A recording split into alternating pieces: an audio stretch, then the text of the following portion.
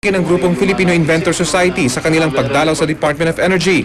Pero paalala ng DOE, mahigpit nilang babantayan ang paglabas ng mga imbensyong fuel saver at anti-pollution. Kaya nang ipresenta ang imbensyon ni Ranyo Evangelista, agad itong isinailalim sa smoke emission test. Bago kabitan ng device, bagamat konti, makikita pa rin ang itim na usok tuwing dinidinan ang gasolina ng test vehicle. Lumabas na 1.76 ang ibinubuga nitong usok, pasok sa acceptable level. Nang ikabit na ang device na Aeronox o electronic power booster, bumagsak sa 0.92 ang pollution level nito. Kitang-kita ring nabawasan at halos mawala ang itim na usok na lumalabas sa tambutso. Kung ano yung hindi nababurn na fuel, Burn lahat. binuburn niya. Kasi 80% lang ang nabiburn, yung maximum na yan eh. Ngayon yung 20% nagiging pollution. Ngayon, di sa technology nito, 100%. Kaya ngayon, yung apak mo sa gasolina, imbis na dinidinan mo ngayon, kapraso na lang. Tested na umano ng DOST at DNR ang Aeronox device. Patented na rin ito sa Pilipinas.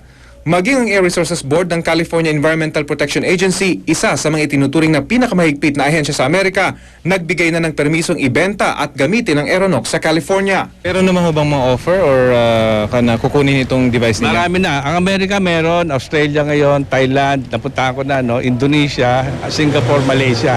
Yung mga Asian country. Kasi nga, nagpunta sila rito, nag-test sila. I think that will be big savings to the government.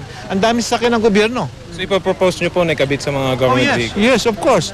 Marami pa raw imbensyon ng Filipino Inventor Society na nakatakdang isailalim sa testing. At hanggat nakatatanggap daw sila ng suporta ng gobyerno, patuloy raw silang mag-iimbento. Rafi Tima, Nakatuto, 24 Oras.